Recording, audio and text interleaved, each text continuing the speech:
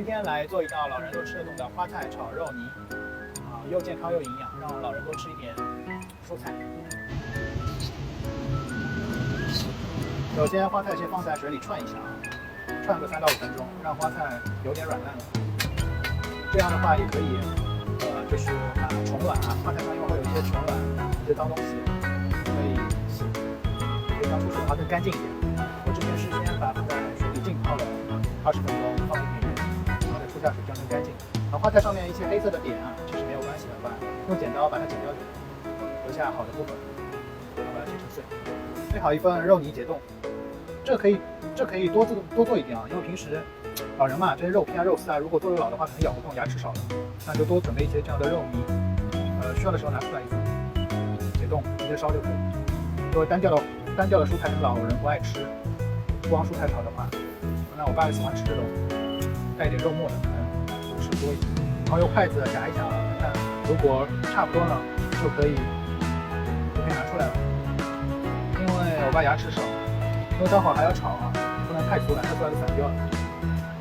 看一下差不多了，我看好了，已经达到我要的软烂度了。那我把它倒出来，然后切点小葱。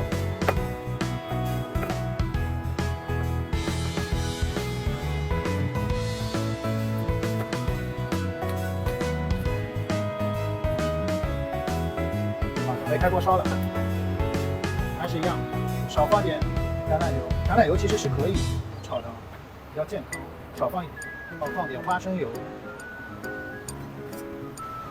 油温热了，就把我的肉泥放进去。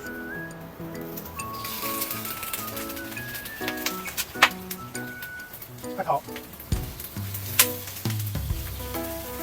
那还没完全结束。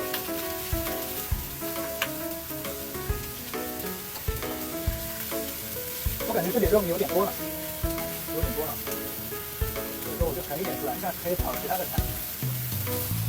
油有点少，再加一点。肉泥多了，盛一点出来，下次再用。接下来放入花菜，好，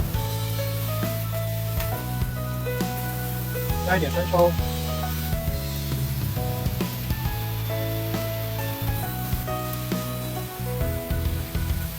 那个是我之前买的美极香，也用完了。最主要我做菜求的是简单，然后再放点蚝油，有点干了，加点水，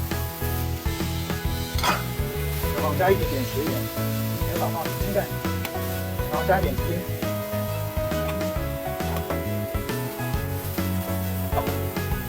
最后放点葱。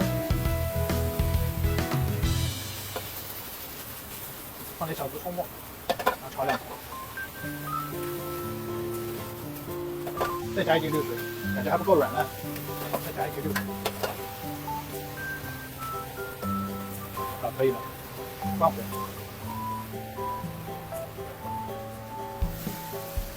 装盘，一道好吃又营养的肉末炒